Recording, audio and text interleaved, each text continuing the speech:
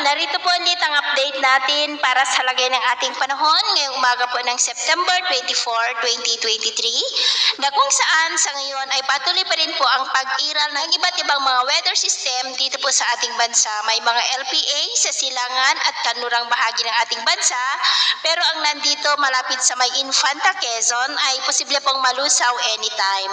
At ang nasa may West Philippine Sea naman ay mataas ang tsansa na maging bagyo sa susunod na mga araw.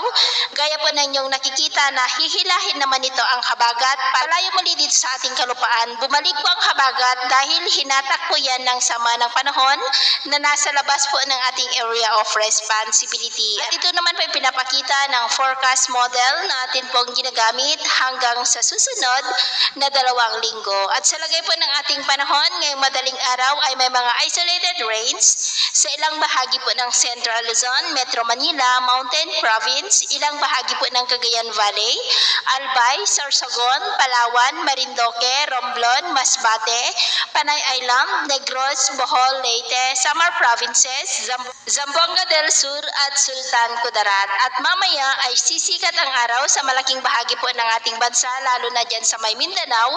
Pero dahil po sa monsoon trough ay maulap ang kalangitan na may mga pulupulong pag-ulan, dyan po sa may Kabisayaan, ilang bahagi ng Southern at Central Luzon, Union at silangang bahagi ng Cagayan Valley. At mamayang hapon po, mas maraming lugar na sa ating bansa ang makakaranas ng maulap na kalangitan na may mga pulupulong pag-ulan. Kaya kung lalabas tayo sa ating mga tahanan, ay ugaliin po natin ang magdala ng kahit anong panangga natin sa init ng araw at proteksyon na rin po sa mga biglaang buhos ng ulan. At sa atin naman pong mga baybayin, wala naman po tayong nakataas na namang gale warning signals, pero iba yung pag-iingat lamang po kung papalaot tayo para mas makaiwas sa mga sakit.